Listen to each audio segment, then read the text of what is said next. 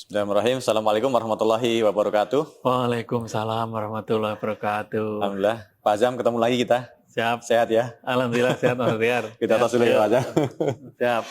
Oke, sahabat Binom, kita ketemu lagi di edisi spesial kali ini karena podcast hari ini kita beragenda untuk menjawab pertanyaan-pertanyaan yang masuk dari episode-episode sebelumnya nih Pak Azam. Boleh. Karena ternyata dari apa yang kita posting itu cukup mendapatkan respon positif nih dari sahabat Binom. Thank you ya sahabat Binom yang terus ngikutin podcast kita nih. Nah, ini ada beberapa pertanyaan yang menarik yang mereka pengen tahu lebih jauh nih Pak Azam. Yang pertama nih sahabat Binom soal leading indicators. Nah, ini kayaknya podcast awal-awal kita ya soal ini. Iya, itu yang pertama ya. Pertama kedua lah. Iya, karena itu memang sesuatu yang secara penamaan juga saya juga belajar dari Pak Azam ya, apa ini ternyata ada makhluk baru di dunia ekonomi yang mungkin nggak populer di telinga kita tapi mungkin di para ekonom udah biasa. Ya. Nah, ini apa nih Pak? Apakah sudah pernah diceritakan leading indicators ini dipakai di Indonesia atau dipakai di dunia dan seberapa efektif ini dipakai untuk sebagai alat kebijakan negara untuk mengatasi siklus bisnis mungkin ya mengatasi itu ya. Gimana tuh Pak Azam? Ya, oke, baik. Terima kasih Mas Satya. Mungkin gini kita mulai ya, di dunia dulu lah ya, baru nanti kita ke Indonesia. Apakah leading indikator itu dipakai secara luas di dunia? Ya, udah banyak dipakai, udah dari dulu. Bahkan kalau saya tidak salah ya, leading indikator pertama kali itu dibangun tahun 1921 kalau nggak salah. Udah lama sebenarnya. Udah lama sekali, udah lama sekali, gitu. Banyak lembaga yang pakai. Saya selalu mengatakan salah satu yang paling sering saya sitir itu kalau data-data dari The Conference Board namanya. Itu selalu membuat leading indikator untuk banyak negara, termasuk negara G20, negara-negara penting lah negara penting di dunia itu. Itu dilakukan itu tidak hanya satu indikator, tapi banyak indikator. Gitu. Kenapa indikator ekonomi yang istilahnya itu GDP atau ekonomi produksi ekonomi yang paling populer? Karena ya kalau kita ngomong ekonomi kan yang paling utama kan GDP gitu. Meskipun tidak hanya di GDP. Jadi kalau kita bicara makro sebetulnya ada 3 hal yang paling utama itu. Pertama produksi. Gitu ya, lewat GDP, yang kedua harga, gitu. Yang ketiga pengangguran, gitu. Nah, ini indikator makro yang sangat penting. Kenapa ini indikator ini penting? Karena tidak lanjutnya pemerintahan, presiden, perdana menteri dan sebagainya itu tergantung 3 hal ini ya. Kalau 3 hal ini runyam, siap-siap aja. Aja. Semualah itu dari dulu sampai sekarang ya. Saya ingat betul itu. Di kejadian di banyak tempat itu. Termasuk di Indonesia kalau kita mau tahu ya. Pak Karno kan jatuh karena tritura ya. 3 tuntutan rakyat. Yang nomor 1 adalah turunkan harga ke sini gitu ya. Pak Harto jatuh waktu itu sama kan inflasinya tinggi sekali kita 80%, penganggurannya mau habis-habisan gitu ya. Ya kalau Pak Habibie dengan Gus Dur dengan Bu Mega itu kan sebentar ya. Kalau Pak Habibie cuma sekian bulan itu berhenti karena politik. Gus Dur karena politik. Bu Mega jadi presiden karena waktunya yang tidak pas. Jadi dalam waktu 3 tahun belum bisa membuat kebijakan cukup banyak gitu ya. Karena beliau masih menyelesaikan masalah krisis tahun 1998 lah itu ya. PR internalnya udah luar biasa lah itu. Jadi ya hasilnya belum terlalu nampak. Tapi Pak SBY 10 tahun gitu ya. Pak Jokowi 10 tahun karena urusan politik tidak seganas zaman Bu Mega. Jadi biasanya kalau 3 hal ini baik gitu ya, lanjutlah dia gitu aman. Tapi kalau 3 hal bermasalah, 3 hal ini repot biasanya. Makanya kemarin sempat waktu kita lihat ya Turki ya. Erdogan itu. Wah, semua udah memprediksi Erdogan akan kalah. Karena apa? Karena ekonominya lagi babak belur gitu ya. Kena bencana gempa yang besar-besaran. Jadi peluang Erdogan untuk lanjut itu udah diprediksi orang kecil sekali. Tapi menang lagi gitu ya. Memang yang namanya prediksi tidak selamanya benar. Ini Erdogan itu orang hebat. Kalau nggak orang hebat dengan kondisi ekonomi yang hancur-hancuran, kondisi gempa yang begitu, kemudian bisa menang lagi, itu saya kira kalau nggak orang yang kuat sekali, peluangnya kecil sekali. Gitu ya. Jadi di luar negeri dipakai lah. Di mana-mana di seluruh dunia negara-negara maju menggunakan itu sebagai indikator untuk melihat prediksi ekonomi ke depan. Gitu. Bagaimana dengan Indonesia? Di Indonesia pakai juga gitu ya, meskipun kadang-kadang sampai level mana masih belum ya. Saya pernah bekerja bareng dengan Bank Indonesia membuat itu gitu ya. Apakah dipakai terus? Awal-awal waktu itu kita membuat tahun 2006-2007 ya, masih dipakai selama beberapa tahun. Apakah sekarang masih dipakai? Mestinya masih ya. Kalau enggak kok sayang banget gitu ya. Tapi memang ilmu kesulitannya membuat leading indikator itu rumit. Pertama rumitnya, kompleks lah secara metodologi sehingga tidak mudah untuk orang bisa memahami. Harus tekun gitu dan dari waktu ke waktu harus terus dikerjain. Kalau baru sebentar kemudian orangnya dipindah ganti orang baru lagi mulai dari nol lagi itu bisa. Itu yang kita tekankan ya. Nah, Kementerian Keuangan dengan BPS pernah diskusi ingin ngajak membangun ini ya. 2 tahun lalu pas COVID Kementerian Keuangan di BKF pengen tapi nggak tidak ketemu sampai sekarang belum jadi. Kemudian BPS juga ngajak tahun ini pun ngajak tapi ya nggak ketemu sampai sekarang belum sempat kita diskusi. Tapi concern mereka sudah ada, gitu. Concern sudah cukup besar. Apakah sampai sejauh mana mungkin di kita belum se-advance itu karena hal tadi itu karena metodologinya rumit dan juga dibutuhkan data yang jangka panjang. Kalau masalah kita kan itu mungkin ya, salah satunya isunya. Problem di negara berkembang itu kan data biasanya kurang tertata rapi gitu ya. Tapi bukan berarti nggak bisa asal ada kemauan ya. Cuman memang harus ada orang yang didedikasikan khusus untuk itu dan harus ada pemahaman bahwa ini itu bukan bicara ekonomi sekarang, ekonomi ke depan gitu. Nah, seringkali memahamkan itu juga tidak terlalu mudah. Dan dalam banyak kasus seringkali berita di koran, di media itu nggak pas. Mengatakan leading ekonomi Indonesia itu adalah sawit misalkan. Beda, sawit itu bukan leading ekonomi tapi sektor basis. Jadi dalam ekonomi itu ada namanya sektor basis ya. Sektor basis itu sektor yang punya peran besar dalam perekonomian, tapi belum tentu menjadi leading dia. Karena leading itu bergerak mendahului kan, dua hal yang berbeda. Nah, ini kadang-kadang komentar banyak orang itu masih misleading ya antara sektor basis dengan leading indikator. Gitu kira-kira Mas. Ya kalau tahu bahwa ini penting ya.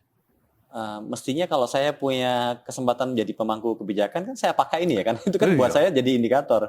Walaupun kalau kata orang ekonometrics itu bahwa pendekatan model itu nggak selalu benar ya, tapi setidaknya itu membantu untuk membuat kita mencari pendekatan yang paling tepat mendekati kenyataan kan gitu sebenarnya. Apa istilahnya waktu itu saya dapat guru tuh bahwa statistik is always wrong, but gitu. Ya jadi gini, all models are wrong. Itu all models are wrong. All models are wrong, but some model are useful. Gitu. Itu kaidah di dalam statistika ya. Yang namanya model selama itu statistical modeling itu wrong karena mengandung error. Betul. Gitu. Tapi beberapa model itu berguna. Nah, yang kita cari adalah model yang berguna ini. Jadi ibaratnya beginilah. Kalau dengan Pak Habibie itu kan ahli pesawat ya. Di depan mejanya selalu ada miniatur pesawat itu. Itu pesawat bukan. Orang itu cuma miniatur pesawat kok. Tapi dengan melihat miniatur itu orang sudah terbayang ini pesawat gitu. Jadi itu kan hal yang simple ya, ilustrasinya kira-kira begitu. Nah, seperti yang saya suka jelaskan di pertemuan sebelumnya kemarin, kalau menjelang terjadi gunung meletus, kan ada tanda-tandanya dulu. Nah, kita mengamati tanda-tanda itu kemudian membuat mitigasi supaya nggak ada risiko besar gitu. Nah, ini juga sama, tanda-tanda mau kejatuhan ekonomi itu kelihatan. Apakah nanti akan pasti krisis? Belum tentu. Kalau nggak jadi lebih bagus dong. Alhamdulillah. Gitu. Ya. Tapi kita sebagai pengambil kebijakan harusnya itu menjadikan itu sebagai warning lah. Ini ada tanda-tanda. Jadi mitigasi risiko segera kita lakukan. Gitu. Orang bilang siaga 1, siaga 2, siaga 3 gitu. Siaga 4 ya belum tentu siaga 4 akan meletus. Tapi kan ini paling tidak kan kita preparing for the worst ya. Gitu. Tapi justru dengan tidak meletus kan kita bersyukur kan. Ya. Justru itu yang pernah saya katakan di podcast kita dulu. Kalau orang mau menjadi forecaster itu pengennya prediksinya benar. Namanya saya prediksi ya, pengennya prediksinya benar supaya kita ini ya. Tapi kalau memprediksi krisis itu kita prediksi krisis tapi pengennya salah.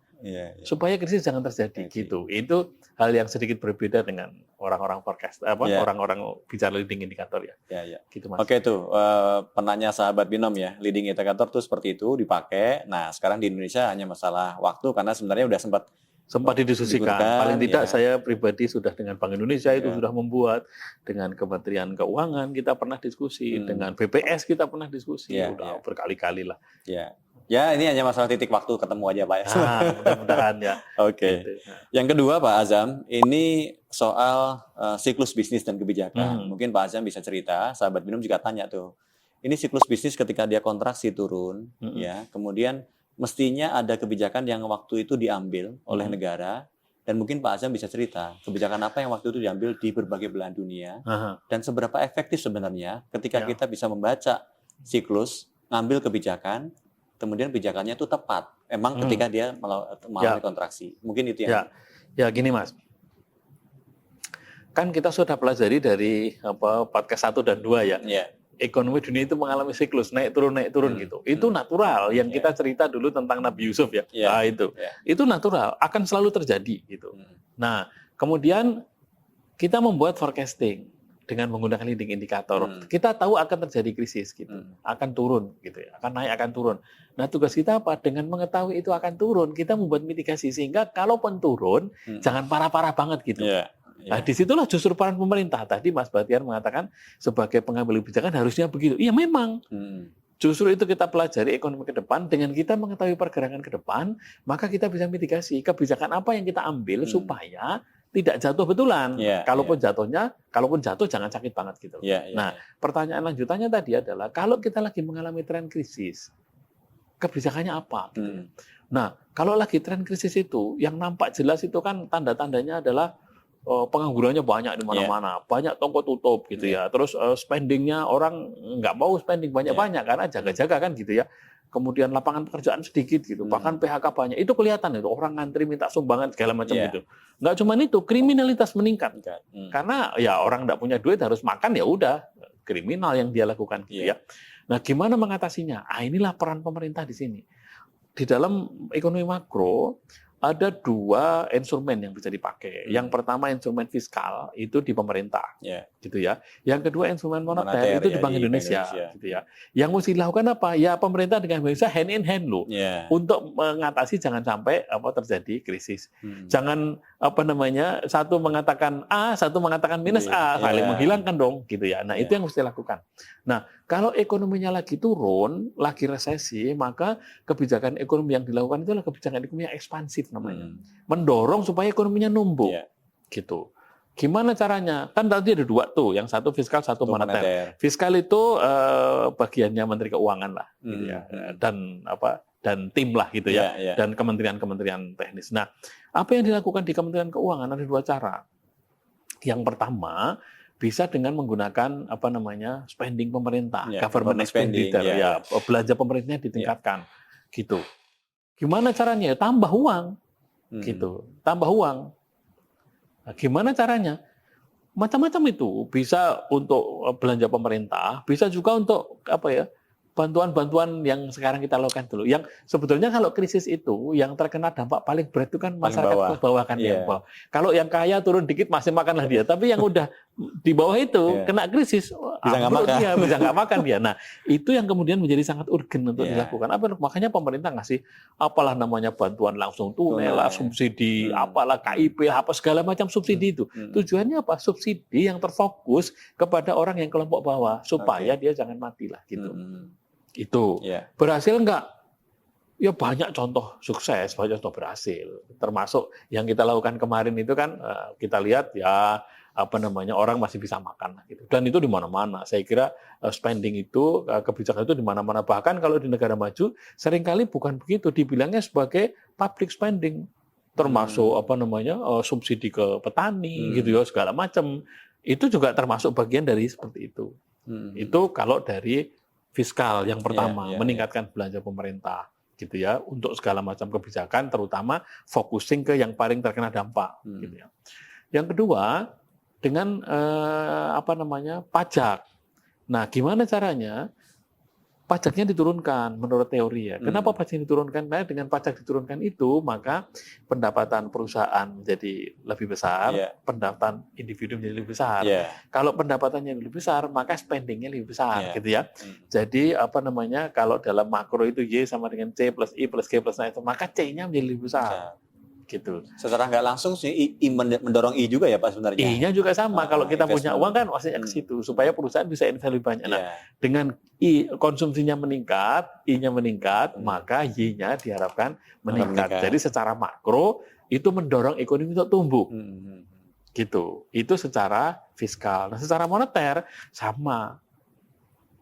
Untuk meningkatkan itu gimana caranya? Menambah jumlah uang beredar. Gitu. Nah, kemarin kan pemerintah punya namanya burden sharing. Nah, itulah salah satu ininya. Menambah jumlah uang beredar, gitu ya. Nah, di samping menambah jumlah uang beredar, kita juga bisa lewat jalur suku bunga. Gimana caranya? Ya menurunkan suku bunga supaya uangnya keluar dari perbankan, supaya uangnya naik. Itu yang indikator yang paling sering digunakan ya. Nah, tentu dengan memahami bagaimana perdagangan depan, kita bisa antisipasi. Nah, mudah-mudahan kalau diantisipasi dari jauh, dampaknya nanti nggak besar. Kira-kira gitu, Mas. Ada anekdot Pak agak lucu ya. Ini bukan bukan menyindir. Misalnya BLT gitu. Sebenarnya kalau by sense ya memang betul. Ini kan karena buffernya kan harus ada karena orang urusan makan nggak dimakan gitu. Mungkin masalah yang jadi kontroversi di sosial ini adalah karena ternyata nggak tepat sasaran. Mungkin lebih karena isu ya, tapi secara filosofi benar sebenarnya. Iya betul, secara filosofi benar, tapi seringkali nggak tepat sasaran, gitu ya. Ya dari dululah itu debat. Saya ingat pernah debat panjang sekali terkait dengan waktu itu bensin lah ya, urusan bensin. Waktu harga bensin masih 4.500 ya, dulu ada premium ya 4.500 gitu ya, sementara Pertamax 9.000 gitu. Pertalite dulu belum ada. Saya ingat diskusi panjang lebar gitu ya. Nah, di dalam diskusi itu saya katakan saya nggak pakai premium. Semua orang enggak, saya nggak mau. Kenapa? Karena kan premium itu kan ada subsidi pemerintah cukup besar. Gitu. Saya nggak merasa pantas mendapat subsidi. Wah, debat itu panjang lebar. Oh itu kan karena masalah ini aja, daya beli aja. Enggak lah, enggak daya beli lah Pak. Karena yang ngomong dengan saya itu main golf. Nah kalau kita main golf aja ngasih KD 500.000 nggak merasa berat, kenapa kita beli premium? Jadi berat. Jadi merasa berat gitu. Ini masalah ini aja. Dan waktu itu sampai saya jelaskan di kelas tuh gini. Beli premium itu 450. Beli Pertamax itu 900. 4.500 per liter kan? Per liter. Iya. Pertamaxnya 9.000-nya ya gitu 9.000 gitu ya.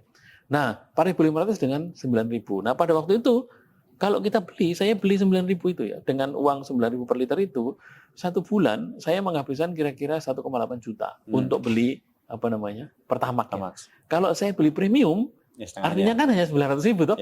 Ada subsidi negara ke saya itu 900.000. Gitu. Apa pantas saya mendapat 900.000 untuk subsidi? Sementara BLT dulu namanya bantuan langsung tunai itu per orang per bulan 300.000. Kan gitu. Jadi kalau 3 bulan 900.000. Udah gitu BLT dulu kan diterima-kannya orang-orang tua dan sebagainya itu ya, kakek-kakek, nenek-nenek udah tua, harus ngantri di kantor pos. Panas kepanasan, dipermalukan gitu. Mereka yang orang susah banget untuk dapat 900.000 dalam 3 bulan aja harus ngantri, kepanasan, sampai dorong-dorongan. Sementara kita ngisi bensin nggak ngapa-ngapain. Sebulan 900.000 naik AC. Rasanya kok secara etik saya nggak bisa terima. Itu sempat diskusi panjang lebar. Nah ini yang tadi Mas Bahtiar nggak tepat sasaran ya, gitu. Termasuk macam-macam lah itu BLT, ada orang yang seharusnya nggak dapat ternyata dapat. Orang kaya, ada rektor universitas mana gitu dapat BLT. Kan itu problemnya negara berkembang itu, urusan data biasanya nggak akurat. Ini cerita nyata Pak Ajam. Kebetulan saya ketua RT di kompleks saya. Nah, satu ketika warga itu, Pak RT, saya dapat BLT. Nah, ini orang kerja di satu bank swasta nasional. Kan gitu. Wah, gimana nih Pak RT? Kalau saya ambil, saya malu. Padahal saya niatnya ngambil itu untuk jadi kas RT sebenarnya. Tapi kan orang jadi terdaftar bahwa Anda menerima BLT dan Anda adalah karyawan BTPN. Orang nggak baca bahwa Anda ngambil itu sebenarnya akan diserahkan ke yang dia tahu Anda ngambil. Gitu. Itu jadi yang lebih lucu itu gini Mas, terkait dengan kayak gini-gini ya. Istilahnya itu berita nggak nyamannya itu. Kalau dibilang data tentang kemiskinan gitu ya, digunakan untuk mendeteksi keberhasilan satu kabupaten misalnya atau kota madya, tiba-tiba orang miskinnya dikit sekali. Tapi begitu ada pendataan kemiskinan untuk BLT, untuk bantuan, tiba-tiba banyak gitu. Aneh kan gitu. Ya, jadi memang pendataan tergantung kepentingan. Ini sering terjadi lah. Mudah-mudahan ke depan kita perbaiki lah yang menjadi jauh lebih bagus. Apalagi sekarang dengan digitalisasi yang begini ya mudah-mudahan bisa. Sebetulnya itu kan KTP harusnya. Iya, ini kan sebetulnya barang secara teknis gampang ini, bukan sesuatu yang sulit. Asal jangan ada moral hazard aja ya. Ini masalah di kita kan di moral hazard. Nah, itu bukan masalah teknis ya. Ya, gitu. Setuju sekali, Mas. Saya pernah dengar ya bahwa subsidi kalau di negara barat kan mestinya bukan ke barang ya, tapi ke orang ya, Pak ya. Sementara kita subsidi masih ke sebagian mungkin ke barang ya. Subsidi macam-macam, Mas. Macam-macam juga. Itu kan masalah pilihan mana yang mau dipilih ya. Mungkin saya cerita di Eropa karena saya lama di Eropa karena berita tanya luar negeri ya. Di Eropa dan di Amerika, negara-negara maju sana itu, subsidi untuk petani itu, subsidi produksi itu bisa sampai 60-70%. Jadi amazingnya kadang-kadang itu beli susu, beli makanan, beli minuman di negara Eropa itu, kalau bahan mentah jauh lebih murah daripada di kita. Kenapa? Sekedar contoh aja, dulu saya pernah membuat hitung-hitungan ya. Untuk memproduksi beras misalkan, katakanlah harganya 10.000. Ini ya. Per liter lah. Per liter atau per kilo lah, misalkan gitu di sana. Lah itu kan 60-70% disubsidi negara lewat bentuk pengeluaran public spending. Jadi sebetulnya petani di sana itu hanya bayar 3.000 sampai 4.000 aja. Sementara di kita bahkan pupuk subsidi aja mulai langka. Nah, mulai langka dengan segala atau walaupun dapat untuk mendapatkannya effortnya biasa gitu. Makanya kenapa barang dari luar masuk ke kita itu menjadi jauh lebih murah dibanding barang dari kita. Apalagi kalau barang itu impor dari misalkan katakanlah beras itu Thailand, Vietnam gitu. Ada kebijakan yang berbeda lagi. Di Thailand itu setelah dipanen gitu ya. Ini pengalaman saya ngantar mahasiswa berkunjung ke sana ke bulognya Thailand. Panen itu masuk ke bulognya Thailand, gudang-gudang berasnya Thailand. Itu hanya boleh di situ maksimal 6 bulan. Setelah 6 bulan terus keluar. Kenapa? Karena pemerintah harus beli lagi dari petani. Nah, begitu beli dari petani, yang lama kan harus dikeluarkan. Iya, betul. Nah, dikeluarkan itu gimana? Kalau nggak dijual, dibuang ke laut. Daripada dibuang ke laut, ya dijual ke Indonesia. Even murah. Itu murah harganya. Yang penting mereka dapat duit kan? Iya. Gitu. Makanya Thailand dikritik membela warganya tuh yang memang jadi. Ya memang. Makanya Thailand dikritik terus sama World Bank. World Bank tidak menginginkan itu karena harus dikembalikan mekanisme pasar macam-macam. Ya, tapi Thailand pengen melindungi rakyatnya juga. Itu debatnya nggak pernah berujung lah. Iya. Apalagi yang terbaru nih, yang jadi hot isu adalah yang melon. Melon tuh kan subsidi gas 3 kilo itu loh, Pak. Oh, gas melon. Pembicaraan berapa bulan yang lalu kan mau diganti ke kompor listrik tuh. Nah, udah rumit lagi. Rumit lagi. Ya even itu dikasih kompor ini ya rumit lagi itu. Ya. Memang ini ya. Ya PR-nya banyak kan. Tapi sebenarnya tadi ya selama subsidi itu ketika dibuat kebijakannya tidak melibatkan moral hazard yang rusak gitu sebenarnya itu pasti baik. Niatnya baik. Iya. Ada juga yang mengkritik kembalikan ke mekanisme pasar ya itu masalah pilihan lah ya. Ada orang yang memang benar-benar nggak mau negara campur tangan semua diserahkan kepada mekanisme pasar gitu. Ya itu menjamin efisiensi macam-macam ya. Itu bahaya Pak. Ya tapi kan nanti kemiskinan bisa hilang tapi hilang bukan karena naik tapi hilang karena mati. Ya, kita mau begitu enggak gitu loh. Simpel itulah bahasa kasarnya ya. Kira-kira gitu. Ngeri juga ya efisiensi membawa dia menjadi mati ya.